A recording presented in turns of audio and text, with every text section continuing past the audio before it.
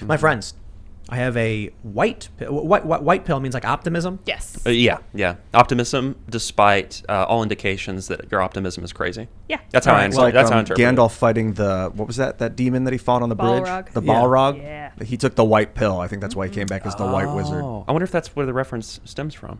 Interesting. No, Never probably did? not. It's just because like dark and light. Yeah, makes sense. Which is funny because it goes back to just night and day. During the day, it's warm, you're safe, you can see. At night, it's dark and the predators are lurking, you can't see them, so humans associated the two. Anyway, I have good news for you. I think that it is likely we will see Gavin Newsom be recalled. And when that happens, Larry Elder is likely to win. And I have one bit of evidence to back that claim up. Now, this is definitive proof. You need only see, I'm building up suspense here. Once you see what I'm about to show you, everyone's probably sitting there saying, "There's like, I don't believe it." There's no. You once you see this, you're gonna be like, he won. Larry Elder won. All right, you guys ready? Yes. Yeah. We have this tweet from Jean Guerrero. She is a columnist for the LA Times. She said, get ready for this one. Democratic outreach to Latino voters on the California recall election is not working. Uh-oh. I've been speaking to young Latinxes, and almost none of them have any idea what's going on. This is really, really bad. Almost none of the ones I've spoken to have any idea what's going on. Okay, so let me break down for you why I think this is good news. If this lady from the LA Times goes to a young Latino person and calls them a Latinx, they're going to be like, this lady's crazy. They probably have no idea what she's talking about. We got some new staffers here at the house, and they don't know who AOC is. They don't know who Brett Kavanaugh is, and I'm like, those are good things. Perfect. I'm not trying to tell you who they are. We were just talking about the state of politics, and they're like, we don't know. I'm like, great, do your job. Everything's great. You don't got to worry about these people. Regular people don't know what Latinx is, and so this shows you something powerful. The Democratic establishment is absolutely psychotic. There are people in the LA Times going like, the Latinxes aren't voting for us. And the people are like, I don't know what that is. So if they're going to start making phone calls, I'm looking to speak with are you Latinx? Latinx? Is it I always said Latinxes? Latinx. That's just because that's Latinx? the hardcore in me. I don't know. But because the S at the end, like Latinx. Oh, it's Latinx S? Yeah. There's an S at the end? There's an S at the end. Latinxes? Latinxes? It can't be Latinxes, but it sounds Imagine- funny. It's not. Imagine someone, calling you. For all the people who are out there, I'm sure the people who watch this show, they've heard these words before. But imagine your mom or your grandma, like they're Latino, and they get a call and like, "Hi, are you a Latinx? Latinx?" They're gonna be like, What is "Hey?" that? That means what? it's a genderless Yeah, someone of Latin. It's so insane. It's How a- would you do that in French? Oh, they haven't got that far yet. They don't have to worry about the French voters. Just wait. French voters. Well, there's northern Maine. Okay, the northernmost point of Maine is French American. Then you've got the Nolans. How do you degender French? Ugh, no idea. You could say L-E-A, le. Licks. So it's like a You cross can't- between la and le. No, it's just licks. Oh, that sounds L-X. bad. LX. Le. The X is silent, so it's le. Yeah. The L is silent. The X will be soft, so it'll be like le. But if, We are silly people. all the Romance languages are gendered. Right. They're all gendered, right? Yeah. Italian, Spanish and French for sure. Portuguese. German? Is German? That's I'm German. not sure not about allowed German, German, but yeah. yeah, Portuguese. these people did not think this Portuguese. through. They didn't think this through at all. But think about this. This means that the Democratic establishment is isolated in this bubble where regular people are not. And although regular people, default liberals will vote Democrat, they're not looking at this the same way the establishment is. So when the LA Times comes out and screams, Larry Elder is the black face of white supremacy, regular people go, who? Mm-hmm. I'm still saying that. Tell me about this guy. Hopefully I'll meet him soon or get to talk to him. Larry Elder? Yeah. Yeah, he's great. Is he cool? Oh, geez. Yeah, he's I should cool. look into it. I He's- haven't said much about it because I really don't know. He's really sharp. Yeah, he actually had a TV program that he did a few times a week at the Epoch Times. So I'm pretty familiar with him because I saw him a couple times and I watched his stuff, and he's very big on Thomas Sowell, the economist. He I think he was a mentor to him. He's very big on instead of pointing at something like systemic racism for problems in the black community, he'll point out the fact that a large portion of the black community doesn't have fathers in the home. So he has some traditional conservative values, but at least they're sane. I mean, he's not out there, saying Latinxes like like drunk Dr. Seuss. I mean, he actually says things that are grounded and are reasonable, even if you disagree with them. But Larry Elder would make a really interesting addition to the California government. I think aside from that, getting a change in California, Yes. just for once. It's like, I'll put it this way. California is like if someone kept using a toilet without flushing, and it's just a mess. Ew. And Larry Elder will be the flush. Yeah. You know what I mean? Like he's going to be the person to come in and be like, and then just take his foot up and then pull the lever down and finally just. He might find he's the guy that needs the shovel and needs to shovel all the poop out so that there's enough room for it to flush. Totally. Oh, this reminds me, though, that this video did not get nearly enough coverage. Gavin Newsom cleaning up at Berkeley. Did you guys see that? I saw that, yeah. Oh, man, that was great. He looked like the petulant 12-year-old kid that's having to help his grandpa, clear out lumber. He's, pitching it, and he's got this awful, face on him. It's so funny. So that's how he cleans up California, petulantly and angry, like an elitist. But Larry Elder would actually come in and do some serious work, I think. That's what I'm saying about these people who just want power. They don't want to do work, right? Mm-hmm. They don't want to. Gavin Newsom's like, he was probably sitting in his office, and they were like, okay, Gavin, look, this recall's a big deal. There's a lot of people who want to vote you out. We need to do something to show the public you're there for them. And he's like, I could give a speech. And they're like, no, you got to get your hands dirty. Excuse me? I'm thinking, why don't we go clean up? I thought for a minute you said you want me to go clean up their mess. We got to connect with people. I won't do it.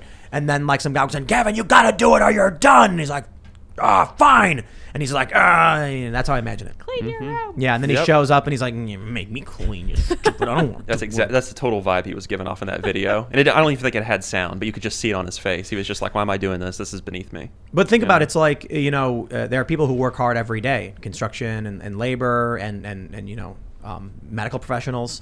And this guy, what does he do? California is just awful.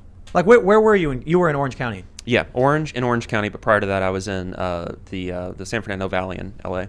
Oh, okay. Yeah. And that's got a lot of problems too. Still, not as bad as San Francisco with the homelessness and the poop patrols and stuff.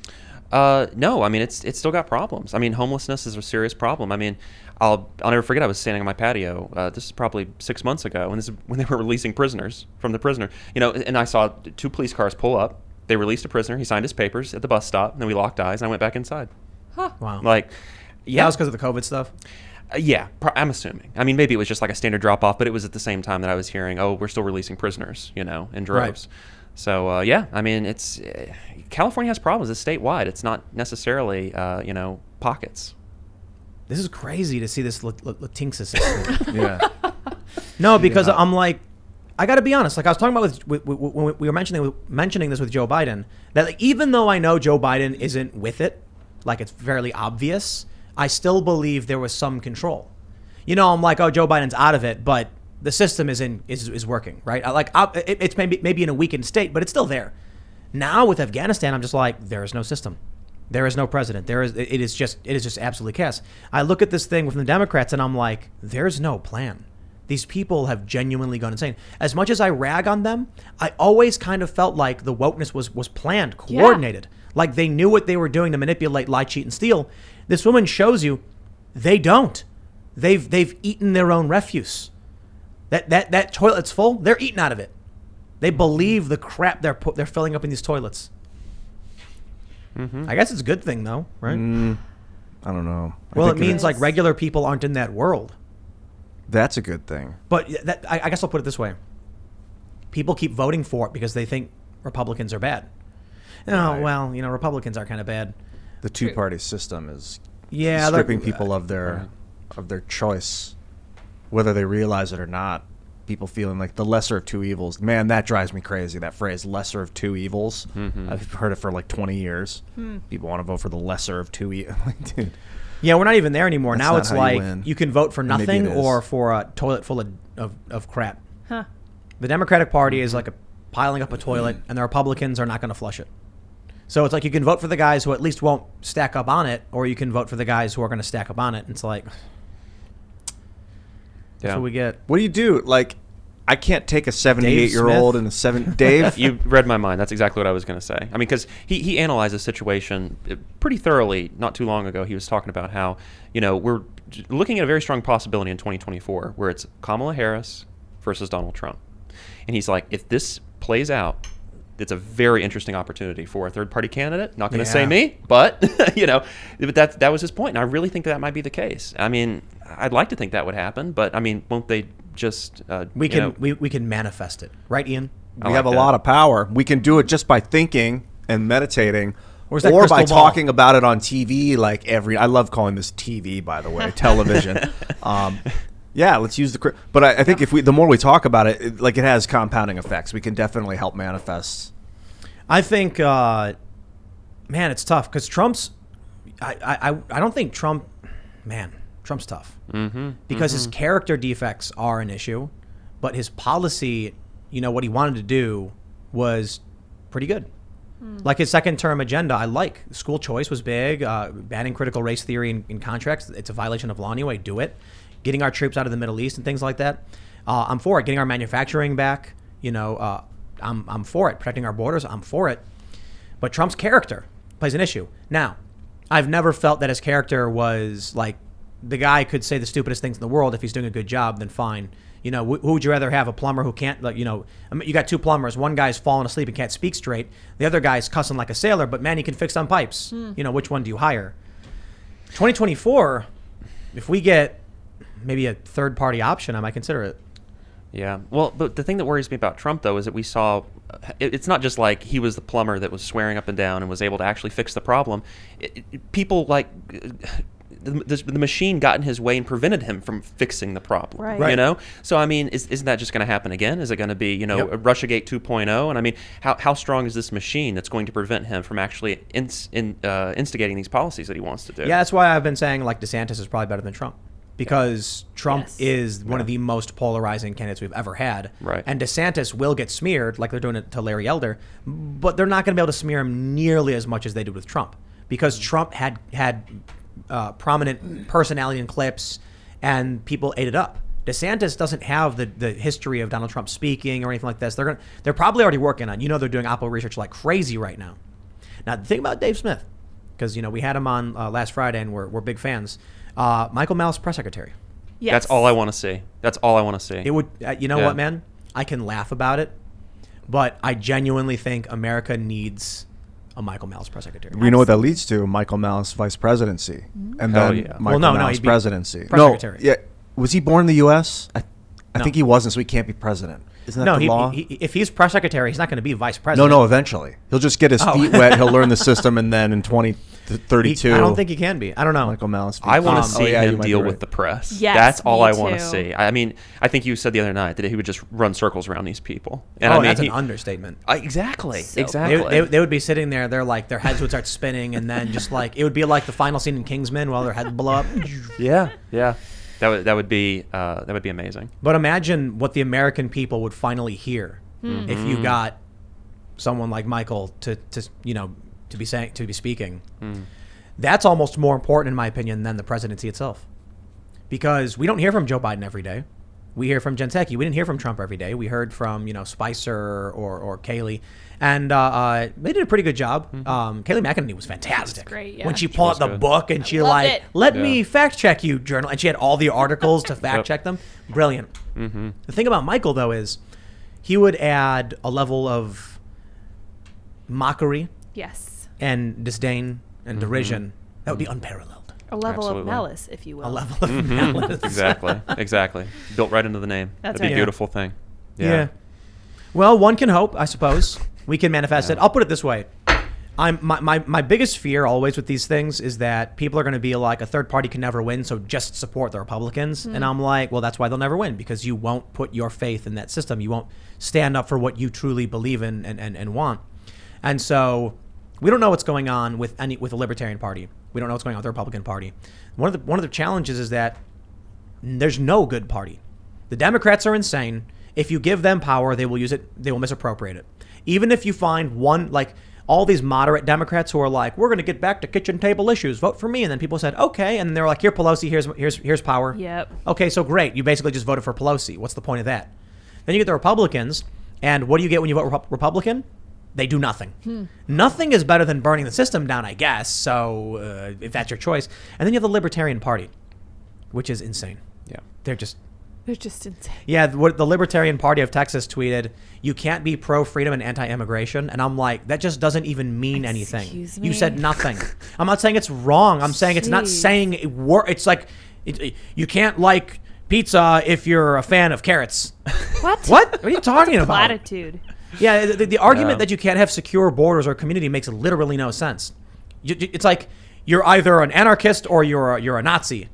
No, there's varying degrees in between those two things, my friend. Mm-hmm. You can be very pro-freedom, but not an anarchist. Libertarian Party does not mean anarchist. It means there's some government. Are those restrictions anti-freedom? It's just meaningless garbage. It doesn't mean anything. And I feel like most people who are starting to pay attention to politics are like, can we just have like a guy to, do some maintenance on the machine? Someone in government is going to be like, well, we'll get everything going. The other thing too is we're always writing up new laws. We're always complaining about things. Have we ever stopped to consider that like it's going pretty well? Let's take a breather. How about for once we just kind of like have a seat, just breathe in and out a little bit. No, it's always get someone in, new laws, more laws on the books, stack them up. They never go away. Have we ever stopped to consider that like it's going pretty well? I do, but no. Not really. Never. I would love to see that. To see more. What's the repellation of law? Yeah. I guess the issue though is there's certainly things that I think need to change. Section 230, for instance, censorship stuff. So there's always something happening. Thanks for checking out this clip from the Timcast IRL podcast. If you want to see the full show, come back to this channel, youtube.com/TimcastIRL, Monday through Friday at 8 p.m., where you can leave comments and super chat, and we actually will read your comments on the show. Don't forget to like, share, subscribe, and if you want exclusive members-only content, segments you can't get anywhere else, go to timcast.com, become a member, and we even have full bonus episodes. Thanks for hanging out, and we'll see you all next time.